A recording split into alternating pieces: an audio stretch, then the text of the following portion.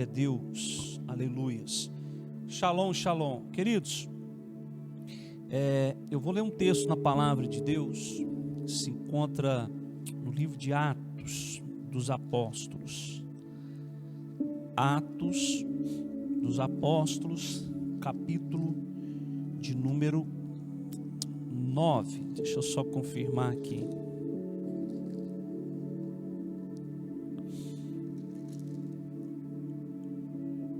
Isso. Atos 9.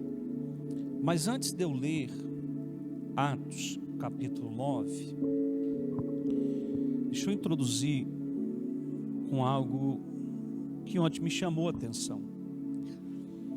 Ontem cedo eu saí com a minha tralha de trabalho. Eu fui levar para um barracão que a gente começa essa semana o trabalho nele de pintura. E antes de eu ir, eu passei numa birosca que vende quitanda, tomar um café. E eu estava lá tomando café, quando entra uma mulher e vai até o rapaz que fazia os atendimentos. E quando ela chegou para o atendimento, ele olhou para ela e disse assim: hoje você vai levar 6 pão de queijo e 4 rosquinhas. E deu aquele sorriso e já pegou a saquinha para preparar. Ela disse: não, eu não vou levar 6 pão de queijos e nem 4 rosquinhas. E ela foi e falou: eu quero 12 pão de queijos e eu quero 10 rosquinhas. Quando aconteceu essa cena, eu sentado na mesa, aquilo me chamou a atenção, porque o Espírito Santo me mostrou algo nessa cena. E eu achei tão interessante o jeito assim do Espírito Santo tratar comigo e mostrar algo, né, uma ocasião para falar comigo. E, pastor Menezes, o que o senhor foi ministrado? Aquele moço atendente, ele já estava tão acostumado com a mulher, com o pedido da mulher, ela não mudava, porque sempre que ela entrava ali, ela fazia o mesmo pedido. Então ele já tinha na cabeça a imagem dela e o que ela sempre pegava. Então quando ela entrou no hábito dela, no costume dela, dia após dia, mês após mês, para chegar ali para pegar a quitanda, ele já tinha sido treinado a atendê-la com aquele pedido. Então ele tinha certeza absoluta que era aquilo. E ela disse: não é isso que eu quero. E aumentou o número. E o que aconteceu? Ela quebrou todo um sistema que aquele jovem tinha adquirido com ela, um padrão, uma rotina, um hábito. E aí o Espírito Santo então me mostrou, eu que sou pregador da graça, ministro de uma nova aliança, o Espírito me levou para Jesus. Porque quando você vai para os evangelhos, você pega a lei, o Velho Testamento, ele é muito mais maior do que o Novo. O Velho Testamento tem 39 livros, o Novo 27. Há livros no Novo Testamento que nós chamamos de cartas, que não são livros, são cartas. Há cartas no Novo Testamento que tem um capítulo só, outros tem mais. Mas quando você vai para o Velho Testamento, o Velho Pacto, que se divide em lei, profetas, salmos, os históricos, os profetas são os maiores e os menores. Por que maiores e menores, pastor Menezes? Porque Os profetas maiores são os livros que têm mais capítulos, e os menores são os que têm menos capítulos.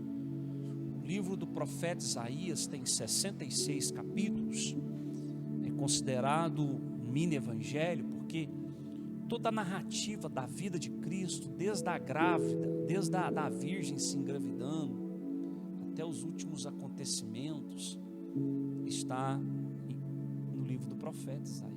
A crucificação, o choro em Ramá, a virgem dando a luz, e toda a história está ali. De Cristo Jesus está no livro do profeta Isaías. E você vai então para o de Daniel, de Amós, de Abacuque, de Ageu. Você vê homens ali profetizando histórias que hoje estão no Apocalipse, verdades, enfim, verdades.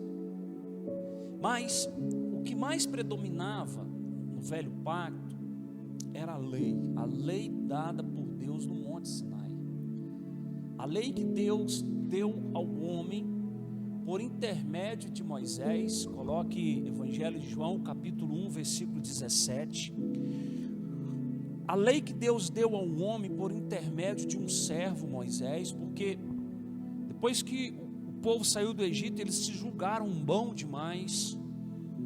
Por isso Deus deu a lei a eles, porque quando eles viram a glória de Deus no monte, acostumados a ver deuses de pedra, que não se movia, os deuses do Egito, aí vem as pragas, os milagres de Deus, para que o povo saísse, o mar se abrindo, a nuvem, que durante o dia era sombra, à noite era coluna de fogo. Então, quando chega no Monte Sinai, a glória de Deus desce, eles não estão acostumados assim a ver um Deus vivo, e Deus desce no Sinai, com a glória dele, trovão e relâmpago, e vozes, e fogo, e eles tiveram medo, e falou para Moisés: vai lá, Deus fala com você, e você fala conosco, e tudo que ele mandar nós fazer, nós vai fazer, nós damos conta. Por isso a lei veio para eles. Então, naquele dia, enquanto Moisés estava no monte Sinai com Deus, 40 dias, o povo se endureceu, o povo chegou até Arão, falou: Moisés não vai vir, e Deus lá no monte com Moisés, Moisés com Deus lá no monte Sinai. Arão então pega ouro, faz um bezerro de ouro, e se promove uma orgia muito grande ali, e Deus fala para Moisés: vai lá, porque o povo se corrompeu de novo lá. Moisés desce, não entra com as placas dos 10 mandamentos dentro do arraial, ele quebra elas do lado de fora, para não levar juízo para dentro do arraial, juízo de Deus, entenda, porque quando Moisés entra dentro do arraial, ele tinha quebrado elas do lado de fora, mas ele entrou dentro do arraial, e o juízo dentro do arraial foi promovido por Moisés, porque Moisés pergunta se tinha algum varão do Senhor ali, quem tivesse sacasse da sua espada e matasse aquele povo. Naquele dia morreu muita gente mesmo, e quem levantou as espadas foi os da tribo de Levi. Por isso vieram o ministério sacerdotal. Então, irmãos, a lei, profetas e salmos, os livros históricos que contam história, mas a lei, ela era predominante nessa época, no Velho Testamento. Então, pensa aí, desde a época de Moisés, os rituais, os cerimoniais, os sumos sacerdotes que passaram, e houve sumos sacerdotes conhecidos e respeitados na história de Israel. O maior deles foi Samuel, e você vê a triste história do sumo sacerdote Eli, por causa dos seus 2 filhos que se corromperam, que não obedeceram, e Eli então morreu caindo de uma cadeira. Então, antes disso, Deus havia suscitado Samuel, e faz dele 3 coisas. Samuel era juiz, sumo sacerdote e profeta. Então, você vê esses acontecimentos, mas a lei predominante, todo cerimonial, os 8 tipos de oferta, todo o cerimonial, os fariseus e os sumos sacerdotes, os escribas, todo mundo seguia a lei. Mas com o passar do tempo, a lei ela foi sendo distorcida. A lei ela foi distorcida. E o que é que acontece, irmãos? E o povo acostumado com a lei, o povo com aquilo, e houve desvio, e aparece quem? Jesus. E Jesus agora surge diante deles, fazendo milagres, realizando sinais, falando de um reino. Primeiro começou com João Batista, começa a falar de um reino, expulsar demônios, multidões se aglomerarem em torno dele. Ele ressuscita morto, faz milagres extraordinários. O que é que acontece? Foi como uma mulher diante do menino. Eles estavam acostumados com a lei, todo o processo da lei, todo o ritual, tudo da lei. E Jesus agora começa a quebrar aquilo. Jesus começa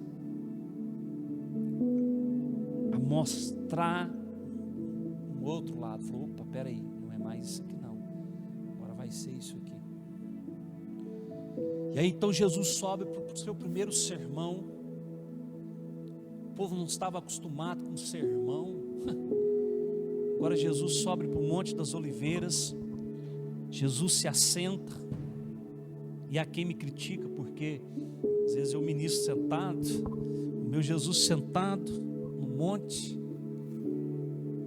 ele prega o sermão do Monte das Oliveiras, das bem-aventuranças. E ali então ele começa a mostrar outro lado. Fala: olha, na lei era olho por olho, dente por dente. Mais ou menos assim: você feriu meu olho, eu firo o seu. Você arrancou meu dente, eu arranco o seu. Era assim que se resolvia: olho por olho, dente por dente. E aí Jesus agora começa a mostrar outro lado. Opa, mas agora não é assim. Agora eu digo: abençoe quem te amaldiçoa. Fale bem de quem fala mal de você. Ore por aquele que te persegue, pelo teu inimigo. Hoje nós não damos conta de ser amigo nem dos vizinhos. A lei, quantos crentes você vê odiando os vizinhos? Não consegue ser amigo de vizinho, quer ser cristão, com ódio. A lei. Então Jesus ele começa a mostrar outro lado. Jesus ele pega e fala assim, do casamento, do adultério. Na lei, para uma pessoa ser considerada adúltera, ela tinha que ser pega em flagrante. Tinha que pegar ela em flagrante. E palavra que é difícil na minha língua. Ela tinha que ser pega. Mas aí Jesus vem e fala assim: mas agora, se você olhar e desejar, você já pecou, você adulterou. Vê a diferença? Jesus ele começa a mostrar o que estava por vir. A graça, a maravilhosa graça, o favor imerecido. Porque na lei,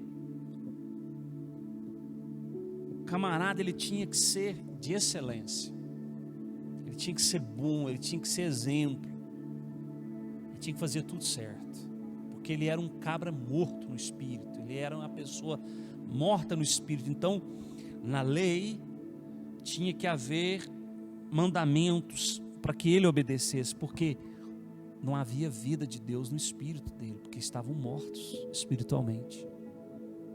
Como é que se trata com morto espiritualmente? Pondo leis para que se cumprisse. Mas veja, ninguém cumpriu.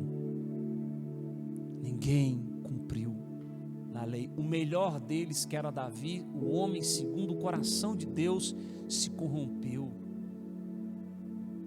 E olha que coisas terríveis aconteceram à vida e à casa de Davi. Então, olhando a atitude do rapaz, com a mente já acostumada com o pedido da mulher, ele quis antecipá-la. E assim foi com Jesus. Eles quiseram antecipar tudo que Jesus fazia, mas Jesus sempre antecipava eles, mostrando a graça.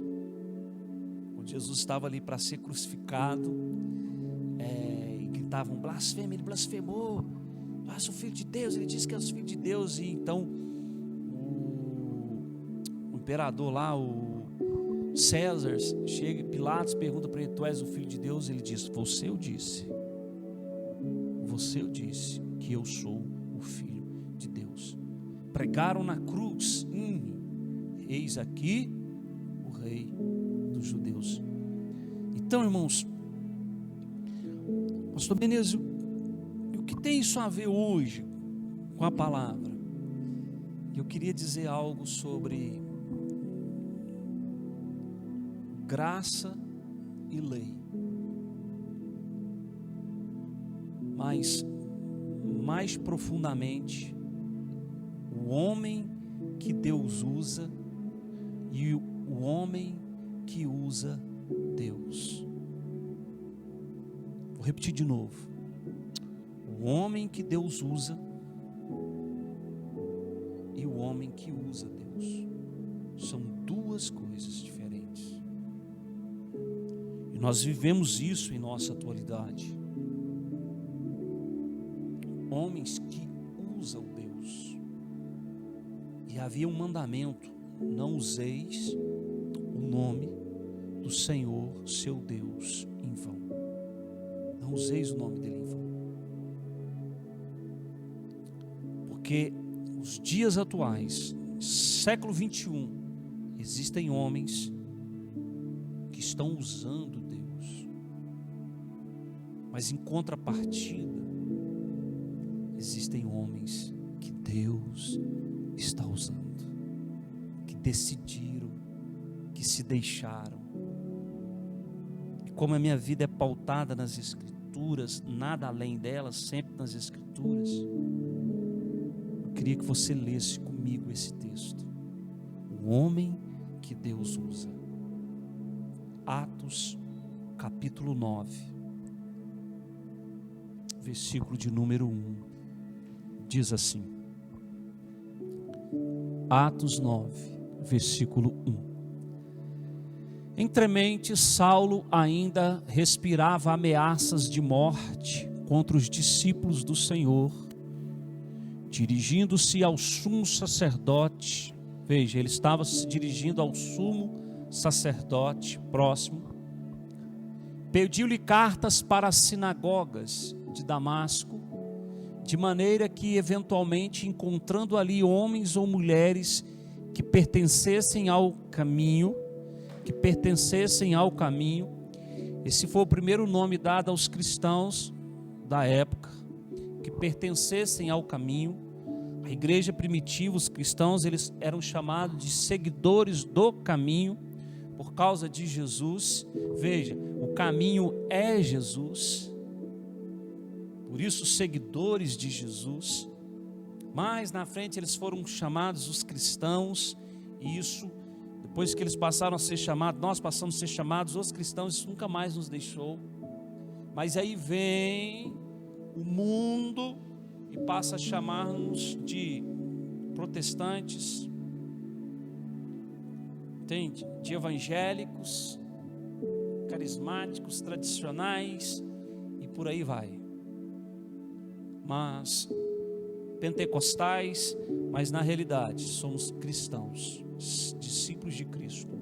Mas eles eram chamados de seguidores do caminho, porque Jesus disse: eu sou o caminho, eu sou a verdade, eu sou a vida. Já ensinei isso aqui. Na realidade, Jesus estava dizendo: eu sou o caminho para a cruz, a vida na cruz e eu sou o caminho para a cruz, a verdade da cruz e a vida pós-cruz. Porque ele é o caminho para a cruz, então eles eram seguidores do caminho. Então Saulo busca cartas para quê? Para ir atrás dos seguidores do caminho. E que ele estivesse autorizado a conduzi-los presos até Jerusalém. Próximo versículo. Entretanto, durante sua viagem, quando se aproximava de Damasco, subitamente uma intensa luz, vinda do céu, resplandeceu ao seu redor. Próximo. Então ele caiu por terra e ouviu uma voz que lhe afirmava. Veja, aqui a teologia diz que ele caiu do cavalo. Eles acreditam que Paulo caiu de um cavalo, mas a Bíblia não diz que ele caiu de um cavalo, isso é conjectura. Mas a Bíblia diz que então ele caiu por terra e ouviu uma voz que lhe afirmava: Saulo, Saulo, por que me persegues? Quem Paulo estava perseguindo? A igreja ou Jesus? Ele estava perseguindo os seguidores do caminho. Eram pessoas, mas a igreja é o corpo de Cristo. Então, quando se persegue o corpo de Cristo, a igreja está perseguindo Cristo. E nos dias atuais, irmãos, está acontecendo isso. Começaram no Brasil uma perseguição à igreja, mas os cristãos não estão vendo. Próximo.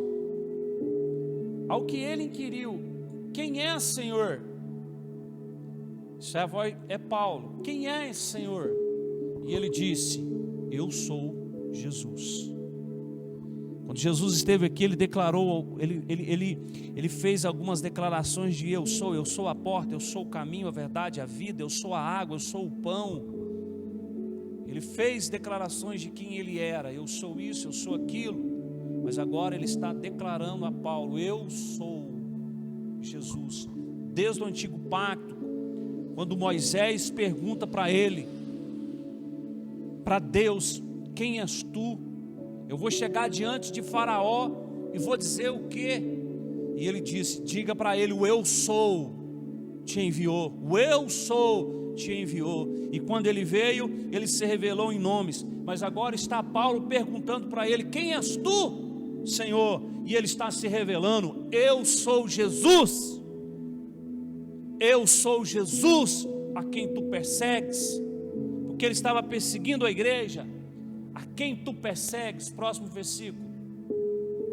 Contudo, levanta-te e entra na cidade, pois lá alguém te revelará o que deves realizar. Agora Jesus não pergunta para Saulo, se ele quer recebê-lo ou não.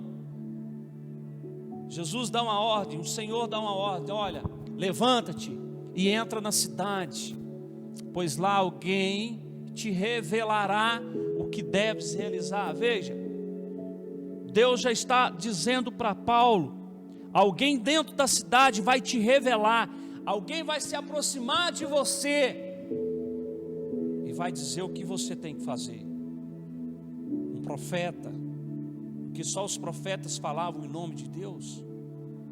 Próximo versículo. Os homens que acompanhavam Saulo na viagem caíram emudecidos. Ele caiu cego, mas os homens emudecidos, eles podiam ouvir a voz, mas a ninguém viam. Eles ouviram a voz para serem testemunhas do que aconteceu, mas eles não viam ninguém. Próximo. Saulo ergueu-se do chão e, abrindo os olhos, não conseguia ver coisa alguma. Então, guiado pela mão, foi conduzido até Damasco. Próximo versículo, irmão.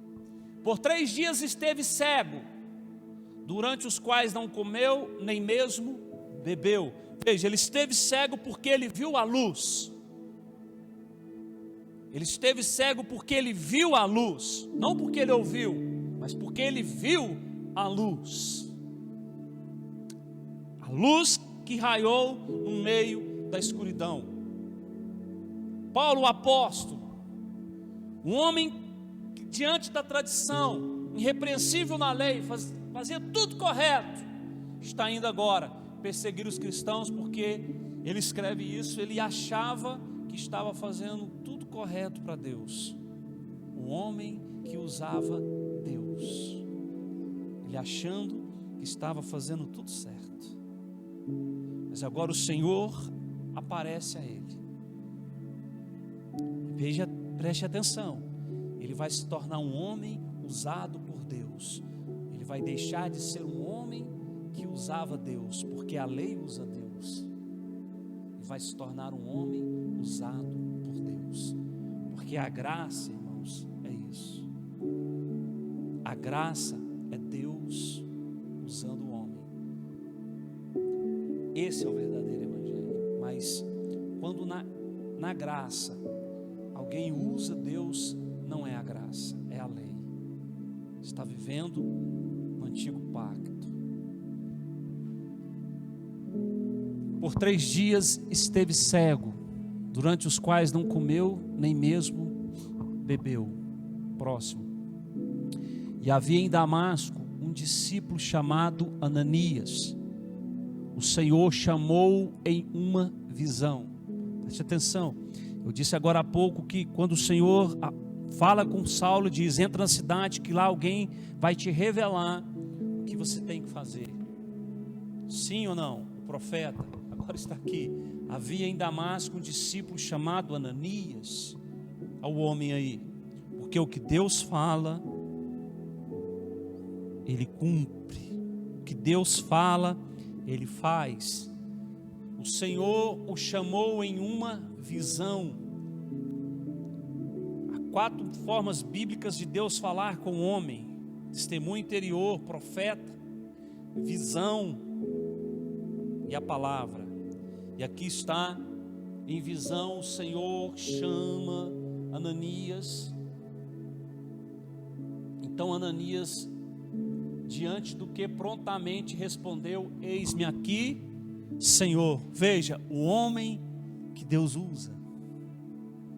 Eis-me aqui, Senhor. Os homens que Deus usa não determinam, não dizem que Deus vai fazer isso ou que Deus vai fazer aquilo.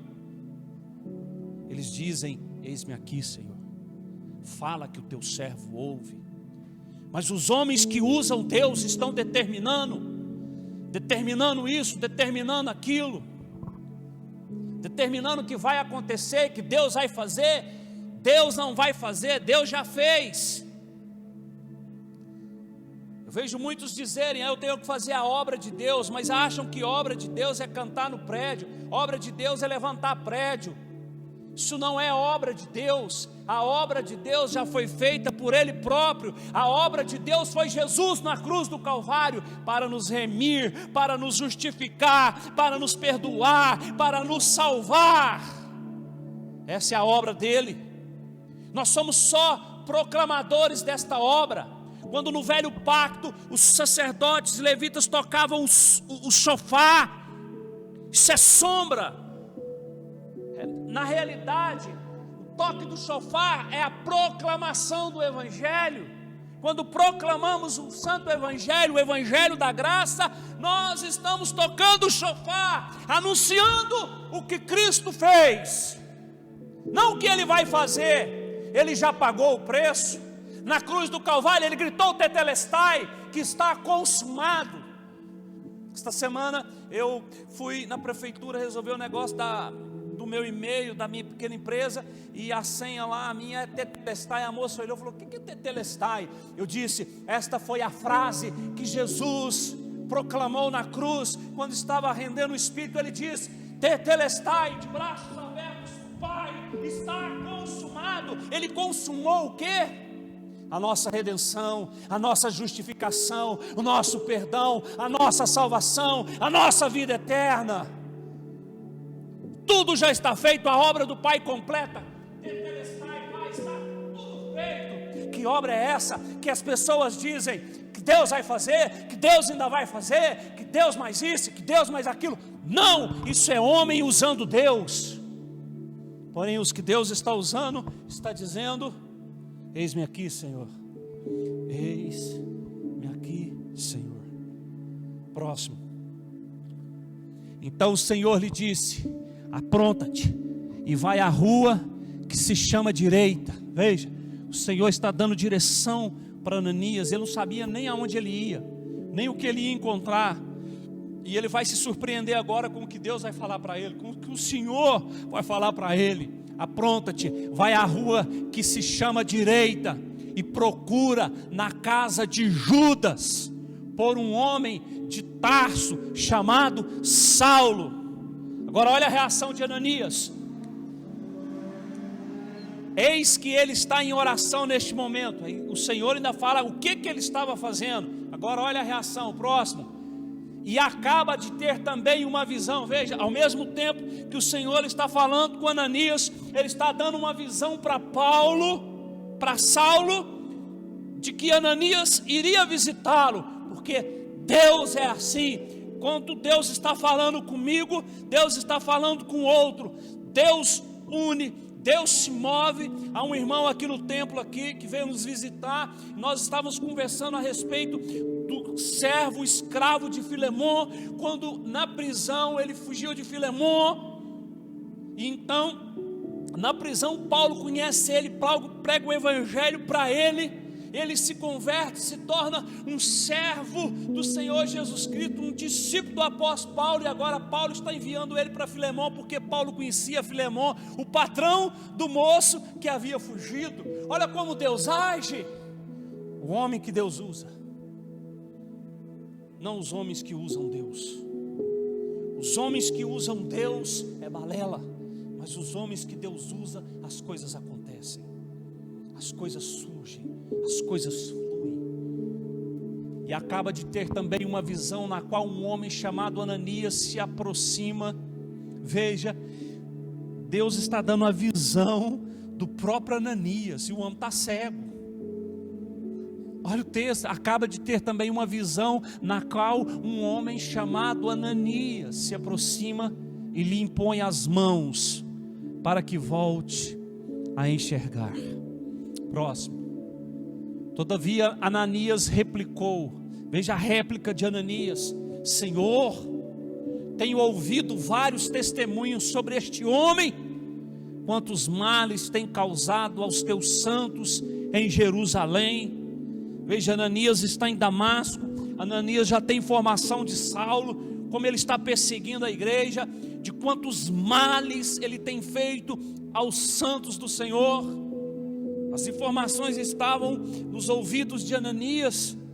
Mas então ele chegou aqui com toda a autoridade dos chefes dos sacerdotes, para prender todos que invocam ao teu nome. Veja, ele chegou aqui com a autoridade dos chefes dos sacerdotes. Veja, irmãos, chefe dos sacerdotes. Quem eram os sacerdotes? Eram os promulgadores da lei, eram os representantes da lei, eram os observadores da lei, os que entravam, que viviam no templo. Eles tinham autoridade para perseguir os cristãos. Homens usando Deus. E é o que acontece hoje. Homens estão aí nos seus púlpitos, amaldiçoando o povo, batendo na rocha, ferindo a rocha 2 vezes. A primeira vez foi correto, quando Deus fala para Moisés, Moisés fere a rocha, fala de Cristo sendo crucificado, a rocha é Cristo. Mas na segunda vez, 38 anos depois, Deus não manda Moisés ferir a rocha, Deus manda Moisés falar com a rocha, porque ele já havia sido sacrificado. Hoje falamos com a rocha, nós não batemos na rocha, porque a rocha já foi batida, ela foi sangrada, ela derramou o seu sangue para nos purificar de todo pecado, para nos remir de todo pecado, para que não haja nenhuma condenação. Romanos 8:1, e agora nenhuma condenação há para os que estão em Cristo Jesus. Mas não, os pregadores de hoje, eles ferem a rocha. E ferem a rocha como? Quando ferem o corpo, quando lança maldição. Recentemente eu vi aí um falso apóstolo na televisão, porque um homem do meio da multidão indagou ele, refutou ele, ele bateu no peito e disse: a partir de hoje Deus vai te amaldiçoar, você está amaldiçoado, você não vai andar. Ele feriu. E Deus disse, o Senhor Jesus disse: ai daqueles que fizer um dos meus pequenininhos tropeçar. Na graça, veja, a mente está cheia de lei, de ministério da morte, amaldiçoando. Enquanto que Jesus falou: ore para aqueles que vos perseguem, ame aqueles que te odeiam, abençoe aqueles que te amaldiçoam, fazem tudo errado. Eu amaldiçoo, eu amaldiçoo. É comum você ver esses apóstolos da TV, os falsos apóstolos: eu amaldiçoo, eu amaldiçoo. Deus vai cobrar, Deus vai cobrar, Deus vai cobrar. Quando alguém faz algo, e aí acontece um acidente, é juiz de Deus, Deus está cobrando. Os falsos reveladores, os falsos agoureiros, adivinhos, Deus está pondo juízo. Deus está cobrando de você porque você não dizima. Deus está cobrando de você porque você não ora. Deus está cobrando de você porque você não vai na igreja. Deus está cobrando de você porque você saiu da nossa instituição. São homens usando Deus. Pedro, Paulo, Judas falam desses homens nas suas cartas. O próprio Espírito Santo orientando Paulo escrevendo. E o Espírito Santo expressamente diz: nos últimos dias surgirão homens amantes de si próprio. E ele começa a citar o que eles fariam. Nós estamos vivendo essa época. Homens que usam Deus, mas não são homens usados por Deus. Homens usados por Deus. Homens. Chegou aqui com toda a autoridade dos chefes, dos sacerdotes, para prender todos os que invocam o teu nome. Próximo. E aí agora vem a resposta do Senhor. Porém o Senhor ordenou-lhe: vai, pois ele é para mim um instrumento escolhido. Agora o Senhor fala para Ananias: vai lá e fala, porque ele é para mim um instrumento. Somos instrumentos na mão do Pai. Somos instrumentos na mão dele, escolhido, a fim de levar o meu nome diante. Entenda isso. Eu dizendo para esse irmão que está aqui: apóstolo Paulo é o meu apóstolo. Por quê? Porque eu não sou judeu, eu sou gentio. Vamos ler, veja. Ele é escolhido a fim de levar o meu nome diante de gentios. Olha primeiro, gentios é todo não judeu. O Senhor o levantou para trazer o evangelho aos gentios, todo não judeu, e aos seus reis, quer dizer, governadores, presidentes, seus líderes, e perante o povo de Israel. Veja que o povo de Israel não ficou em primeiro na vida de Paulo, porque isso ficou a cargo do apóstolo Pedro, João e Tiago e os demais. Mas a Paulo ficou incumbido a pregação do evangelho aos gentios.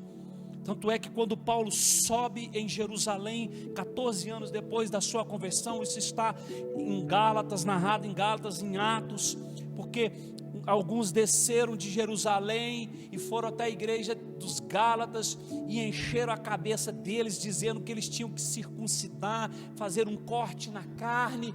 Então Paulo escreve uma carta e diz assim: muito me admiro que tão depressa vos tenha passado daquele que vos chamou para a sua maravilhosa luz, para outro evangelho, que na verdade não é outro evangelho. E ele pega e diz: olha, porque se vier um anjo do céu, não do inferno, mas se descer um anjo do céu ou algum de nós e pregar outro evangelho, que vai além desse que nós vos ensinamos, que eles sejam anátemas ou amaldiçoados. É a única maldição da graça, é pregar o evangelho que não é o da graça, mas o da lei. São amaldiçoados, são amaldiçoados, trazerem o velho pacto, a doutrina do velho pacto para a igreja do Senhor. É um evangelho maldito, amaldiçoado. Próximo.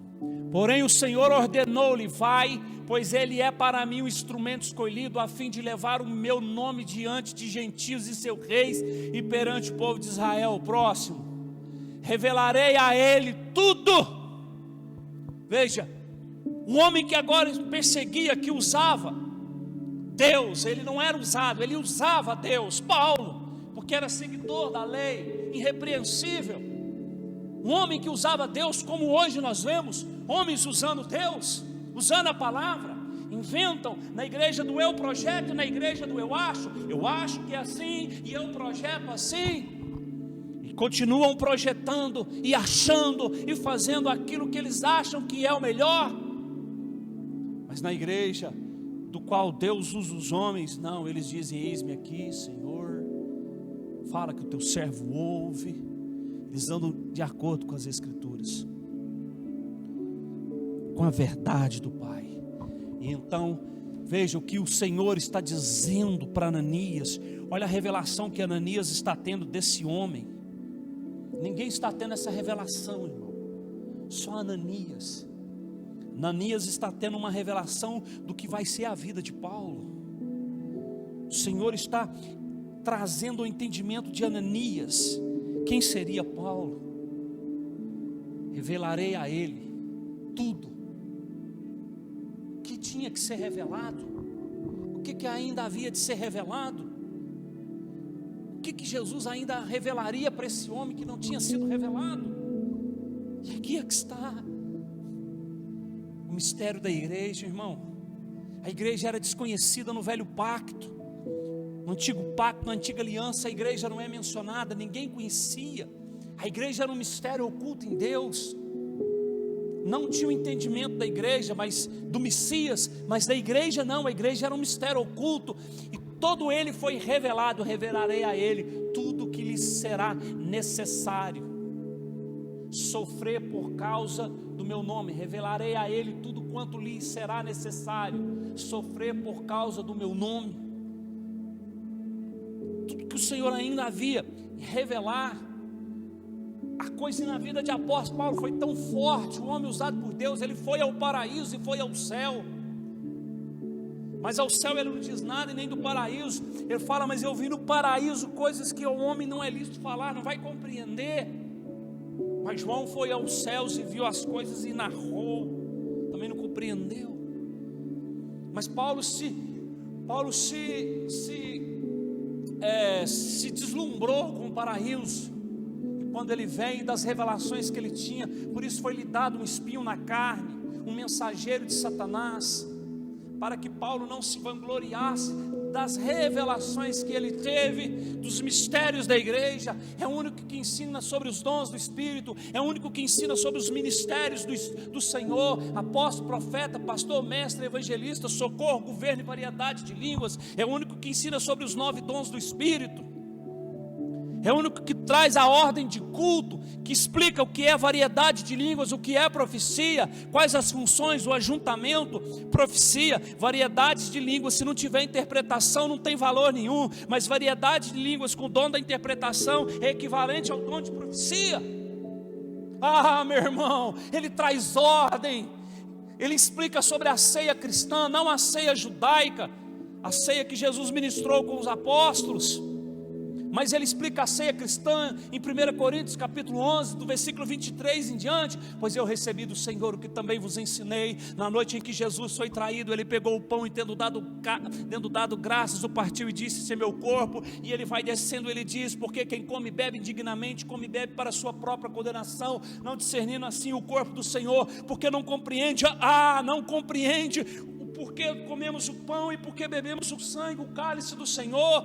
Porque discernir o corpo, o que é discernir? Não é em pecado. Que homem na sua autojustiça é santo para tomar a ceia do Senhor. Por isso vivemos na graça. A ceia é da graça, não é do velho pacto. No velho pacto havia uma Páscoa, um carneiro morto, assado, com ervas amargas, 5 rituais, alguns rituais no dia da Páscoa. Mas na graça nós nos reunimos, e e participamos como igreja do Senhor, pegamos o pão, partimos, damos graça, pegamos o vinho, distribuímos e bebemos. Este é o corpo do Senhor. Paulo ensina os mistérios, mas a igreja não desconhece, porque está com a cabeça voltada para a lei, para o homem usando Deus, não Deus usando o homem. E aqui está homens, Ananias, um homem usado por Deus, e agora vai entrar mais um na lista, e ele está dizendo: revelarei a ele tudo quanto lhe será necessário sofrer por causa do meu nome. Próximo. Então Ananias foi e, entrando na casa, impôs sobre ele as mãos, declarando: irmão Saulo. Veja agora, ele é chamado de irmão Saulo. O Senhor Jesus, que lhe apareceu no caminho por onde vinhas, enviou-me a ti para que tornes a ver e fiques pleno, cheio do Espírito Santo. Pleno é completo do Espírito Santo. Próximo. Imediatamente lhes caíram dos olhos algo parecido com umas escamas, e ele passou a ver de novo. Em seguida, levantando-se, foi batizado. A pergunta: ele foi batizado nas águas ou batizado no Espírito? Essa é a pergunta, mas não é o que eu vou pregar agora. Continue. E depois de alimentar-se, ganhou novas forças, e passou vários dias na companhia dos discípulos em Damasco. Aleluia, porque agora ele é irmão. Próximo. Logo após, Saulo começou a pregar nas sinagogas que Jesus é o Filho de Deus. Veja o que a conversão faz. O homem está cheio de lei, irrepreensível na lei, perseguindo os cristãos, a igreja de Jesus, e agora Jesus aparece para ele, a luz. O homem está cheio de lei, de cerimonial, de tudo, achando que estava agradando a Deus com carta dos principais. Em poucos dias está o homem nas sinagogas, dizendo que Jesus é o Messias, um homem usado por Deus. Mas antes ele era um homem que usava Deus, agora ele é um homem usado por Deus. E o que eu quero dizer para você nessa noite: não use Deus, não faça de Deus um boneco nas suas mãos, não faça de Deus ponto de juramento, ou de cobrança, de castigo, de punição das pessoas. Se as coisas dão errada na sua vida, alguém te humilha, alguém te persegue, alguém te fala algo, Jesus lhe deu o caminho, ore, abençoe, mas não diga: Deus vai te cobrar, Deus vai te punir, Deus vai te castigar. Nosso Deus não é vingativo, o Deus da graça não. Lei, o povo era morto no espírito, não tinha entendimento, mas na graça, não, filho. Na graça houve uma restauração, uma nova natureza. A Bíblia diz que a terra está plena do conhecimento de Deus. A terra está plena, mas o homem, no seu estado caótico, na sua condição, porque não reconhece a soberania de Cristo, não está vivendo a sua posição. E muitos que disseram: eu te aceito, não sabem o que é viver em posição em Cristo Jesus, porque a graça me ensina a crer de forma correta. Não é fazer, é crer.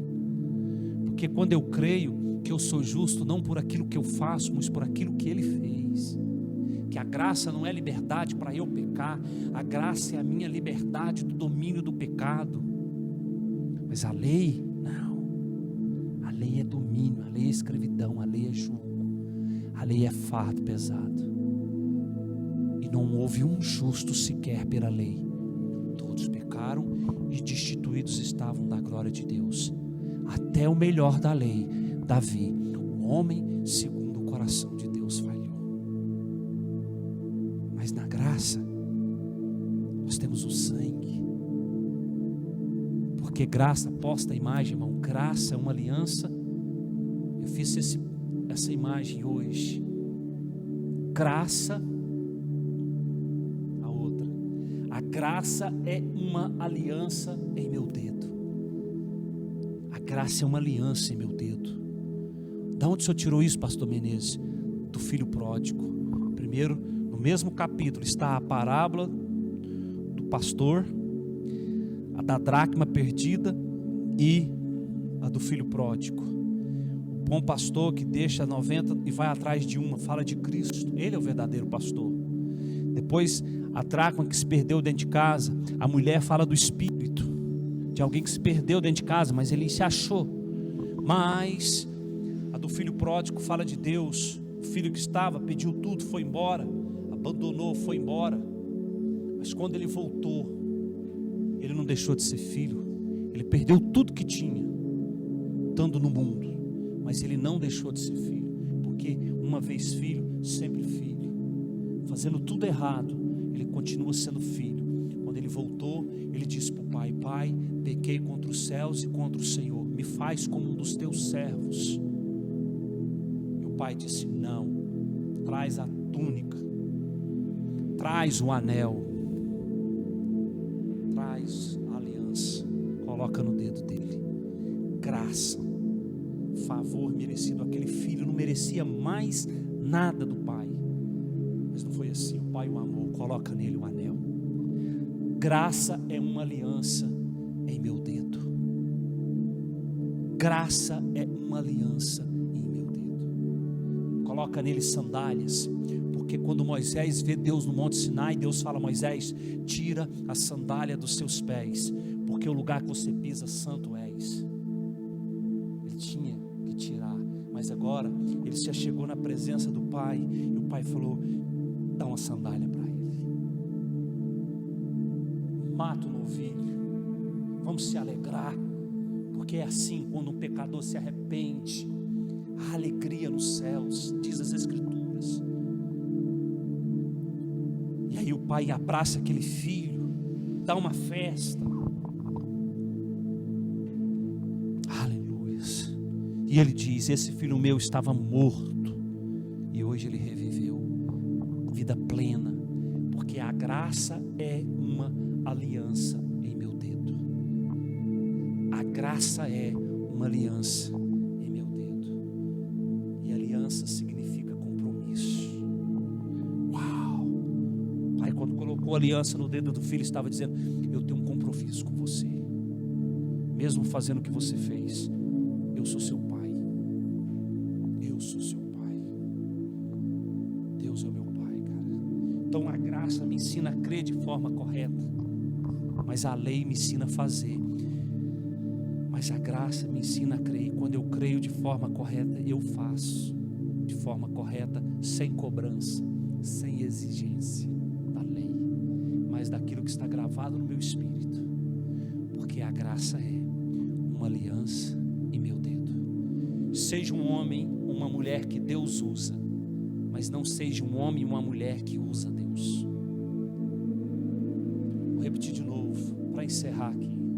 Vocês que estão aqui e vocês que me veem, me assistem, não seja um homem e uma mulher que use Deus, mas sejam homens e mulheres que Deus usa para propagar o Evangelho. Toque o seu chofar, abra sua boca, deixe o Espírito levar você a dimensões de mergulho e águas profundas.